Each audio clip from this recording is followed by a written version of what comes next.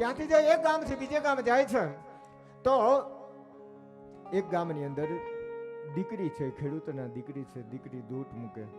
કાલીગઢ નગરીનો રાજા એ હામું જોવે છે. ખેડૂતના દીકરી દોટ મૂકે, યુવાન દીકરી. કાલીગઢ નગરીનો રાજા ઘોડેથી ઉતરીને ત્યાં દીકરીને સામે જાય છે. તો શું જોવે છે? ખેડૂતના દીકરી છે ને દોટ મૂકે ને તો હરખાય છે, રાજી થાય.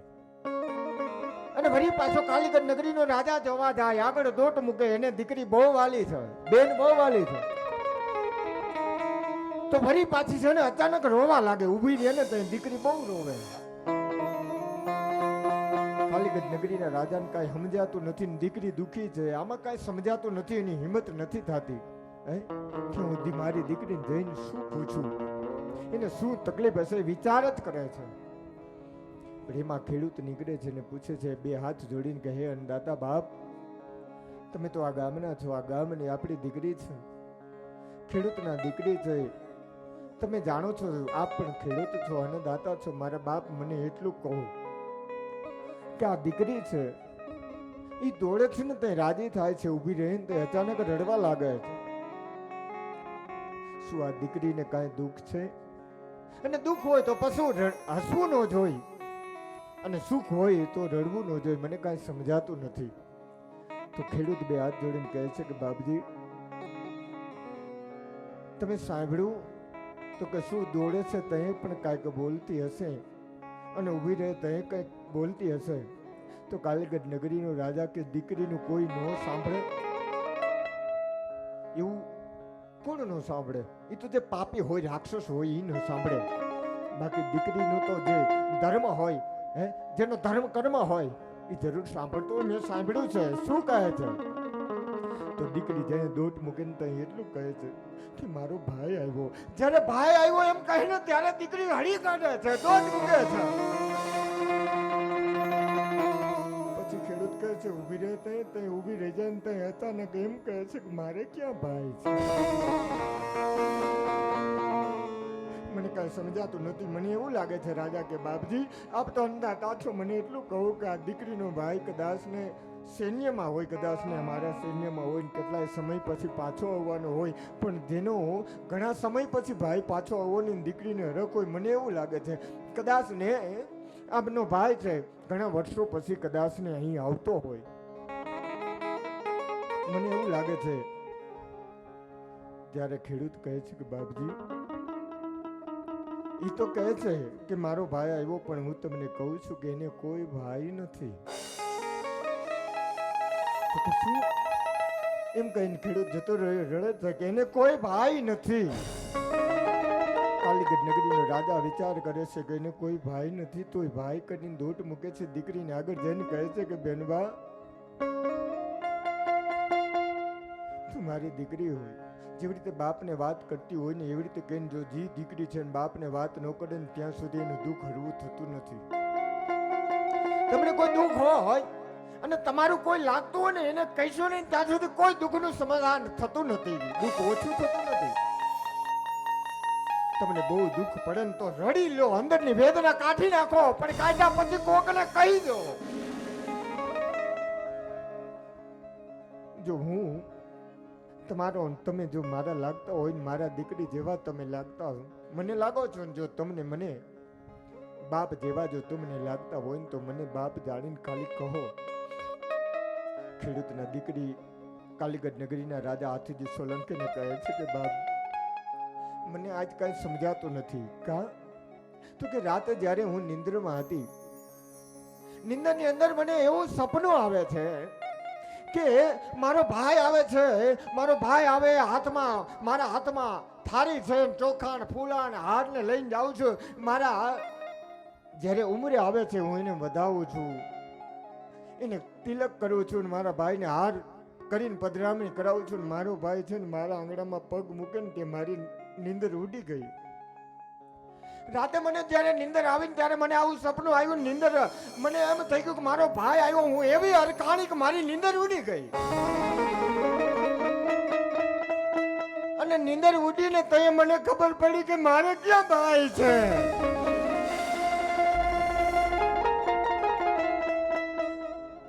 મને સપનામાં થયું કે મારો ભાઈ તો મને એમ થયું કે મારો ભાઈ છે હું બહુ હરખાવી નીંદર ઉઠીને તો મને ખબર પડી કે મારે કોઈ ભાઈ નથી એટલા માટે હું દુઃખી થઈ. મને બાપ એટલું જ નહીં, મેં મારા મનને મનાવી લીધું કે મારે ક્યાં ભાઈ છે, મારે ક્યાં આવવાનો છે. પણ તોય છે ને મારું સવારની એટલે કામ હું મન પરાવું છું અને રસોઈ બનાવવા લાગુ છું ને તો એ રસોઈ બનાવતા બનાવતા પાછું મને એમ થાય કે મારો ભાઈ આવે કાંઈક ડેલી ખકડે ને ડેલીએ જોવા જાઉં છું. જ્યારે ત્યાં ઊભી રહું છું ને તો એ મને ખબર પડે મારે ક્યાં ભાઈ છે.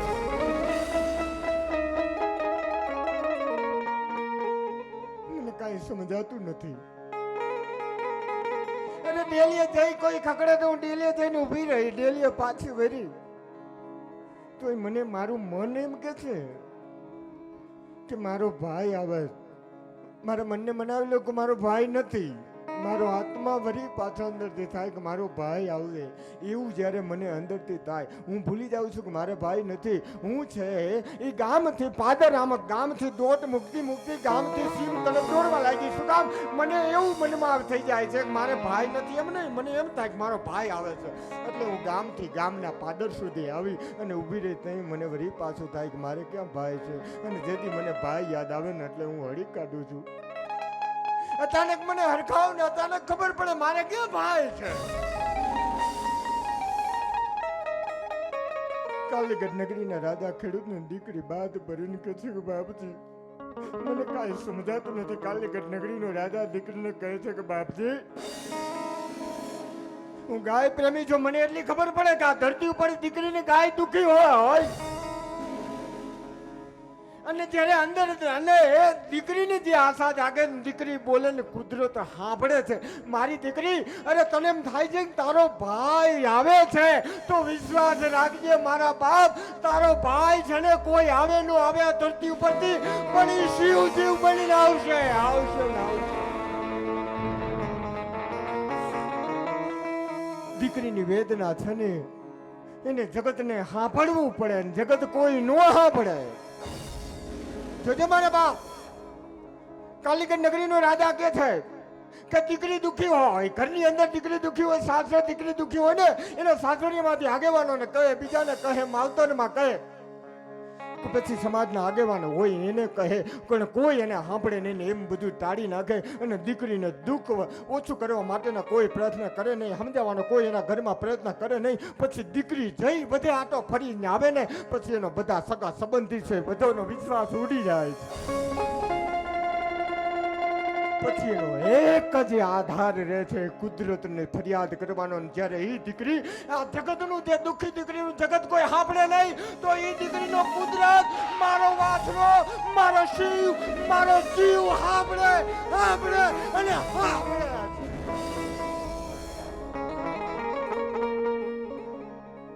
આ ધરતી પર કોઈ ભૂખ્યું હોય ને, આ ધરતી પર કોઈની આશા હોય ન આવે ને તેથી ભૂખ્યું પોકાર કરે ને તેથી મારો વિષ્ણુ પરમાત્મા સાંભળે અને કોઈ ધરતી પુત્રને પ્રેરણા કરે અને એ ભૂખ્યા માટે અન્ન લઈને મારો પરમાત્મા જાય છે. કાલીગઢ નગરીનો રાજા કે આ ધરતી ઉપર દીકરી તારે કોઈ સાંભળતું નથી પણ ભગવાને સાંભળી લીધું. એક દી આવશે, આવશે ને આવશે. તું યાદ રાખજે આપણે કાલીગઢ નગરીની કથા આવશે, મેં કીધું ને આપણે કથા આવશે. એ ખેડૂતની દીકરીને વતન કીધું. કાલીગઢ નગરીના રાજા જન્મ પહેલા કીધું હતું કે તારી આવશે. અને એ જ કળિયુગમાં વાછરાના જીવન ચરિત્રની કથા થયા પછી અને વાછરાની સમાધિ લીધા પછી અને જ્યારે આજથી 550 વર્ષ પછી આ પટેલ સમાજની અંદર જ્યારે ગાડામાં જાન જતી હતી અને એ લૂંટારાઓ આવ્યા હતા અને તેથી બેન એમ થયું કે મારો ભાઈ હોય તો આવે. તેથી વાછરો 8 રૂપે આવ્યો હતો અને બેન પાસે રાખડી બંધાવીને જતો રહ્યો હતો. હજી પણ મોરડિયા અને પટેલ સમાજની અંદર કર્ણો થઈને પૂજાય છે. અટાણા એને હજારો ખડા છે. એ બેનથી જે સંતાન થયું. આપણે પણ મોરબીની અંદર પનારા કુટુંબથી અહીં આવ્યા છે જેના કુળની અંદર પટેલ સમાજની અંદર વાછરો પૂજાય છે. વાછરો પૂજાય છે જેના દિલની અંદર વાછરો હોય ને પનારા કુટુંબની અંદર ફાલ્કન જે કંપની મોટરની છે ને એના કુળમાં એ પનારા પટેલ સમાજમાં પણ વાછરો પૂજાય છે. કરનો એમને પૂજાતો નથી. મારો બાપ મારો વાછરો આવ્યો હશે ને ત્યાં પૂજાય છે. એટલા માટે કહું છું મારા બાપ એ કે જરૂર આવશે. આપણે એ કથા પણ લેશું. હા, ભાવનગરની ડિસ્ટ્રિક્ટની માંડીને આમ તમે જાઓ, સુરતની અંદર તમે આમ તમે જાઓ ને તો વાછરા કર્મ એટલા આપણા પટેલ સમાજની અંદર એ જ જે દીકરીને રાખડી બંધાવી ગયો. હજી તમે પટેલ સમાજમાં જાઓ ને તો દીકરાની વહુ છે ને વાછરાને હજી રાખડી બાંધે છે બાપ મારા બાપ. હે, અને હજી વાછરો આવે છે. અમે એટલા કેટલાય પ્રમાણ કીધા. જે કુટુંબની તમને વાત કરો હે એવા કેટલાય દાખલા છે કે જેના સંતાન આમ ડોક્ટરો ના પાડી દે કે હવે આ બચશે નહીં, અને તેથી બેન રાખડી બાંધતી હજી કળિયુગની અંદર પણ હજી વાછરાને રાખડી બાંધતી હોય ને મારા બાપ, એવી બેને હજી પોકાર કરું તો પટેલના સમાજના દીકરાને અને ડોક્ટરની વિદાય દીધી ને તો મારા વાછરાએ એને આમ ઉગતા કર્યા. એવા દાખલા હજી છે કળિયુગમાં. બતાવી લીધા, તારી લીધા. હજી ત્યાં જાઓ ને વાછરો મોઢામાં શબ્દ નીકળે ને એટલે તરી જાય મારા બાપ.